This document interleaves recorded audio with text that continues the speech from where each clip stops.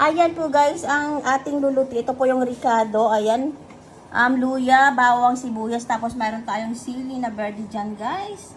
Tapos mayroon tayong sigarilyas. At ito guys, yung ating nakuhang dahon ng ampalaya doon sa ating taniman kahit papano guys. At least may dahon tayong nakukuha doon. Ayan.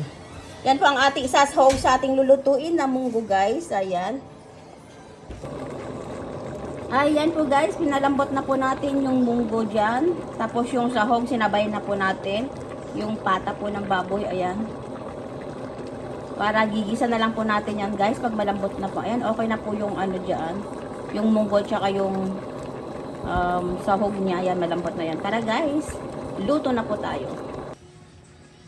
Ayan po guys, naglagay na po ako ng mantika. Ayan po, tapos sasabay na po natin yung lalagay na po natin yung bawang guys. Ayan.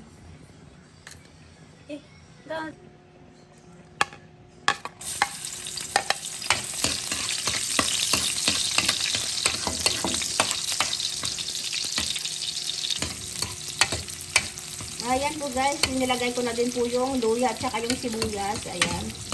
Antayin natin siyang magputas pa yung luya guys para lalo mabas po yung aroma ng yung luya. Ayan. Ayan po guys, maglalagay ko ako ng kamatis.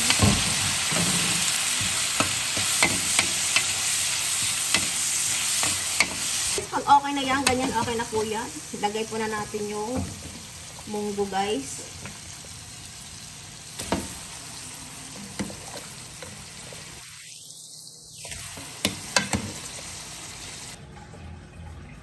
Ayan po guys, nalipat na po natin sa malaking kaldero. Hindi yan kasya guys doon sa maliit na talyasi.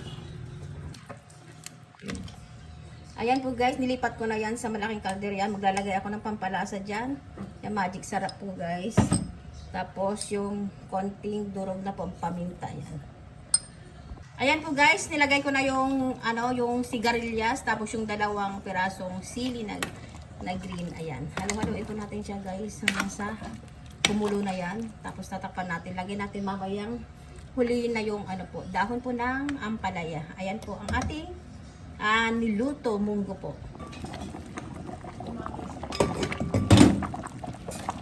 Ayan po guys. Okay na yan.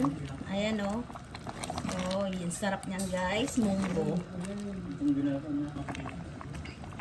Ayan po guys, hinulog ko na yung dahon ng ampalaya. Ayan o, ganda ng dahon ng ampalaya guys. Nakuha natin dun sa ating taniman na binaha guys. Ayan, kahit paano mayroon tayong nakuhang dahon ng ampalaya.